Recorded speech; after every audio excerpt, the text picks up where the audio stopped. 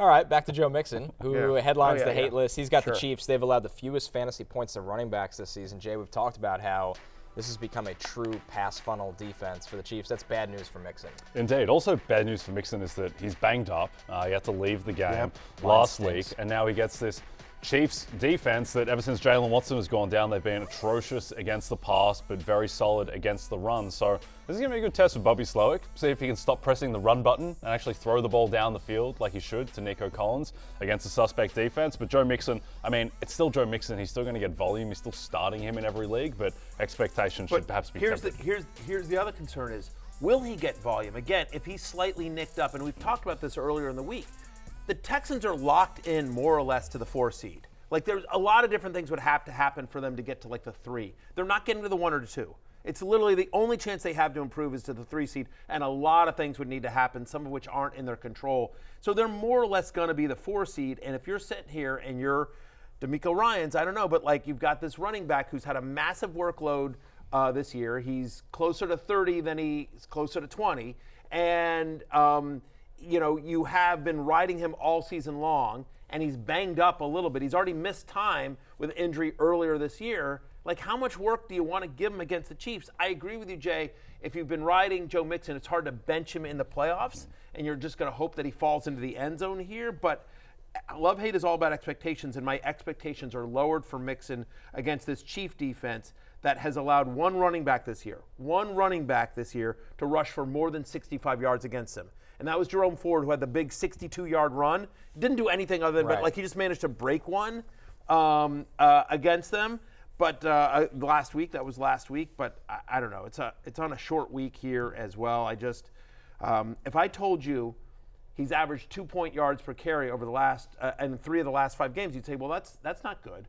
And I'd say, well, I'm actually incorrect, but he's actually under 2 yards per carry in 3 of the last 5 games. Like it's been the inefficiency has been masked by volume, and I'm not convinced given the nature of where their team is in the playoff hunt, and for the postseason, and the fact that he's dealing with injuries, I'm not convinced he gets the volume he needs. So he's a RB2, a shaky RB2 for me this week. I like your description of saying he's closer to 30 than 20. Gave yourself a real kind of 5-year window there. A lot of margin for error. Because I didn't know I think he's like 29. He's 28.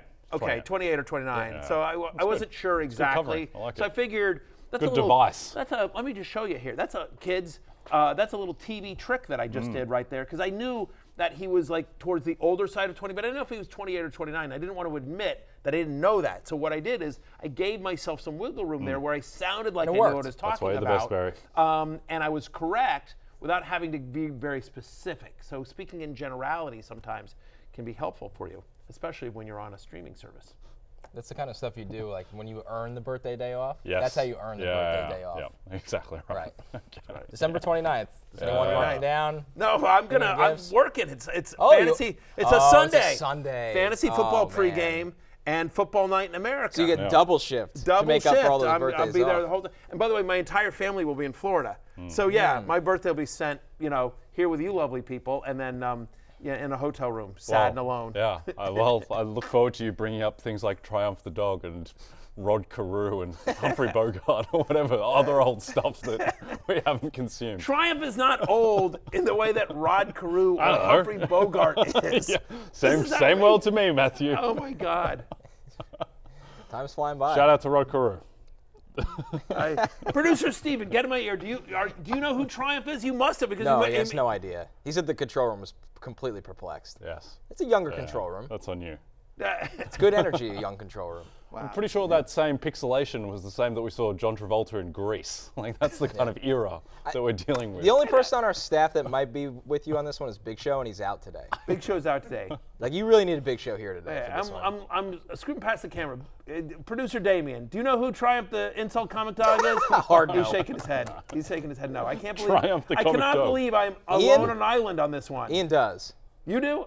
Okay, Ian does. All right, we got somebody. All right. Yeah, you really needed that. Yeah, I really did. Person number 28 that we asked. All right. Najee right. Harris next up on the hate Somebody list. everyone knows. Just like Najee Joe Harris. Mixon, Najee Harris is running into a pass funnel defense, and that is the Baltimore Ravens, Jay. They are allowing a league low 3.4 yards per carry to running backs this season. Yeah, I think that George Pickens is just vitally important to this offense. Yeah. We saw that without Pickens against the Eagles, there was just no oxygen in the offense. And I suspect that it's going to be a similar situation against the Ravens, where it's going to be Najee and Warren continuing to split time, and you're really going to be dependent on Najee getting into the end zone, I think, to provide value. Just like try and visualize the game. Does it feel like Najee Harris is going to go 15 for 95 and a touchdown against the Ravens? Like, I think it's just going to be hugely difficult for him to be startable unless you're counting on him getting a touchdown. And by the way, when they played the Ravens last time, the team didn't score a touchdown. They kicked 6 field goals. Right. So concerns for the Steelers offense all around. And they're 6.5-point dogs in this one now.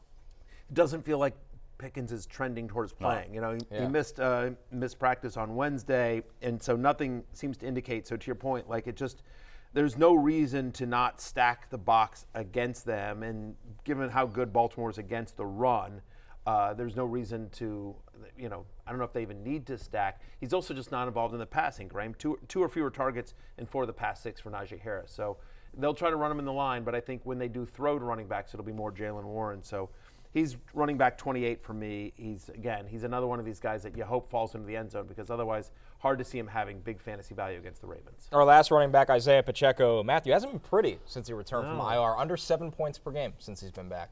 Yeah, by the way, and it's not a good matchup here against Houston. Texans, since week 9, allowing the 5th fewest fantasy points to opposing running backs. There have been only 2 running backs during that stretch that have scored 13 or more fantasy points against Houston, and both saw 19 or more touches. The concern is since Pacheco's come back, he hasn't gotten that full workload that we expect. And Kareem Hunt has continued to get involved. Now you see it here on your screen. 7 rush attempts, 14 rush attempts, 13 rush attempts. He basically gets 1 or 2 catches a game. So he's in that 13 to 15 range in terms of touches, which I think you can expect. But again, the only 2 running backs that have even scored 13 points against the Texans both saw at least 19 touches. So I just don't know that the volume will be there for Pacheco against a tough Texans defense. He's running back 31. By the way, as long as we're talking about this game, the expectation here is that Marquise Hollywood Brown is going to make his debut for the Chiefs, which is nice. I got some questions about this, just as long as we're talking about this game very quickly. You're not starting Hollywood Brown. I don't mind picking him up and seeing, but you're not starting a guy in his first game back with a gimpy Mahomes. Who knows how many snaps he plays as well. So, but again, that's just another mouth to feed in that Chiefs offense. So hard to see Pacheco getting the workload he needs. He's outside my top 30 for the week.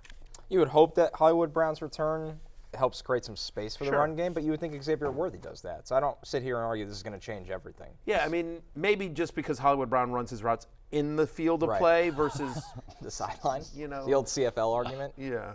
I guess that's the thing you could point to. But yeah, I mean, Mahomes doesn't really chuck it deep anymore. I don't know how much of it's teams are just playing him back. They're just playing cover 2 and they're just too deep and I don't know. Feels like it's been 3 years since the Chiefs were good, and they've won Super Bowls in that time. I know it's so bizarre.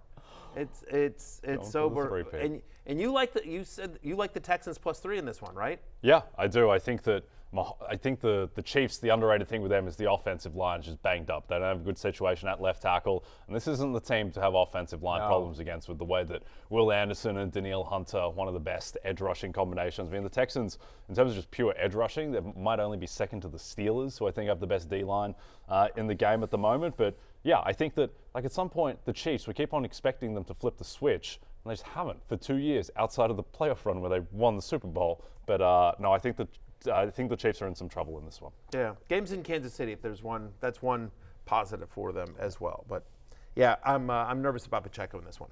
Hey, it's Matthew Berry from NBCSports.com and RotoWorld.com, and I want to thank you so much for watching whatever it is you just watched, or if nothing else, being too lazy to click out of the autoplay after this video started, after whatever it is you actually wanted to watch finished.